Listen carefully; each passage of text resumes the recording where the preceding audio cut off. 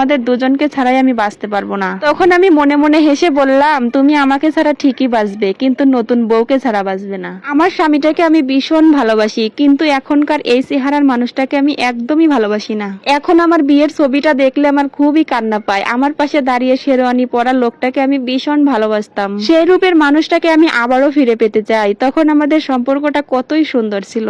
শুধুমাত্র একটা সন্তানের জন্য আমাদের সংসারে নেমে আসলো হাহাকার। সময়ের সাথে সাথে মানুষের চেহারা, মানুষের চামড়া এক ঠিক থাকলেও কিন্তু মানুষটা আর ঠিক থাকে না। শ্বশুর বাড়ির মানুষের এত অবহেলা দেখে আমার একদমই ভালো লাগতো না। ঠিক মতো আমি খাওয়া দাওয়া করতাম না। দিনে দিনে তো একদমই শুকিয়ে কাঠ হয়ে যাচ্ছিলাম। তবে আমার মা মাঝে মধ্যেই ফলমূল কিনে পাঠিয়ে দিত, কিন্তু আমি ঠিক মতো খাইতাম না। ওই যে মনে যদি শান্তি না থাকে তাহলে কি আর খাওয়া যায়? আমি প্রেগনেন্ট অবস্থায় আমার স্বামী মাঝে মধ্যেই তার দ্বিতীয় বউকে নিয়ে বাইরে ঘুরতে যেত। তারা তো বাইরে বিভিন্ন ধরনের খাওয়া দাওয়াও করতো, কিন্তু কখনোই আমাকে জিজ্ঞাসা করতো না তুমি ঠিক মতো খাওয়া দাওয়া করছো কিনা, তুমি কেমন আছো, তোমার শরীরটা কেমন আছে। এইদিকে দেখতে দেখতে আমার প্রেগনেন্সির কয়েকটা মাস কেটে যায়। এখন আর আমি সংসারের তেমন একটা কাজ করতে পারি না, ওঠানামাও করতে পারি না। তাই ছোট বউকে বলেছিলাম, বোন ছাদে কয়েকটা কাপড় আছে, তুমি একটু তুলে নিয়ে আসো। সকালেই আমি ধুয়ে দিয়েছিলাম। আমার শরীরটা তেমন একটা ভালো না। এই কথাটা শোনার পর আমার স্বামী সেই দিন আমার সাথে এমন খারাপ ব্যবহার করছিল যা আমি জীবনেও ভুলতে পারবো না। আমি কেন তার ছোট বউকে কাজ করতে বললাম? আমার হাত পাও কি নষ্ট হয়ে গেছে নাকি? আরো কত ভণ্ড ভাষায় আমার সাথে গালাগালি করলো আমার স্বামী। সেই দিন অনেক কথা, অনেক ঝগড়া লেগেছিল। সেই কথাগুলো আমি সহ্য করতে না পেরে আমি আবারও আমার বাবার বাড়ি চলে আসি। আর বাবার বাড়ি আসার পর আমার স্বামীর সাথে সেরকম ভাবে আমার কোনো যোগাযোগ হয়নি। এদিকে আমার ডেলিভারির ডেটও চলে আসছে। 2 দিন পরেই আমাকে হাসপাতালে ভর্তি করা হয়, কিন্তু আমার শ্বশুর বাড়ির একটা লোকও আমাকে দেখতে আসেনি। আর আমার স্বামীকে ফোন দেওয়ার পর জানতে পারি সে নাকি তার নতুন বউয়ের বাড়িতে বেড়াতে গেছে। আলহামদুলিল্লাহ, আল্লাহর অশেষ রহমতে আমি নরমালে 2টা ছেলে সন্তানের জন্ম দেই। তারপর আমি হসপিটালে 3 দিন ভর্তি ছিলাম। এই 3 দিনে আমার শ্বশুর বাড়ির একটা লোকও আমাকে দেখতে আসেনি, এমনকি আমার স্বামীও না। এরপর 3 দিন পর যখন আমি রিলিজ পাই তখন আমি আমার বাবার বাড়িতে চলে যাই। আমার বাবার বাড়িতে যাওয়ার পর আমাকে অনেক মানুষ অনেক কথা শোনাইতো। আমার বাবার বাড়ির ওইদিকে একটা নিয়ম ছিল, সন্তান হওয়ার 7 দিন পর তাদের মাথার চুল কেটে নাম রাখতে হয়। কিন্তু এইদিকে আমার সন্তানের 14 দিন বয়স হয়ে গেল, আজও তার বাবা দেখতে আসলো না। তাদের চুলও কাটা হয় না, তাদের নামও রাখা হয়নি। কারণ আমি আমার বাচ্চাদের নাম রাখিনি। ভেবেছিলাম এতদিন পর আমার বাচ্চা হয়েছে, ওর বাবাই ওদের নাম রাখবে। এমনকি বিশ্বাস করবে না আপু, আমার সন্তানদের একটা জামা কাপড়ও ছিল না। আমি আমার গহনা বিক্রি করে আমার সন্তানদের জামা কাপড় কিনে দিই। এরপর থেকে আমার স্বামীর সাথে আমার আর যোগাযোগ হয়নি। যখন আমার সন্তানদের বয়স 3 মাস তখন আমার স্বামী ডিভোর্স লেটার পাঠায়। সেটা দেখে আমি আমার সন্তানদের জড়িয়ে ধরে অনেক কান্না করেছিলাম, কারণ আজ থেকে আমার সন্তানরা বাবা হারালো। কাউকে ঠকালে একদিন আল্লাহ তার বিচার ঠিকই করবে। যেই বউয়ের জন্য আমাকে ছেড়ে দিয়েছিল শুনেছি সেই বউয়ের নাকি আর কোনোদিনও বাচ্চা হবে না। এখন তো আমার স্বামী আমার বাচ্চাদের আমার কাছ থেকে কেড়ে নেওয়ার জন্য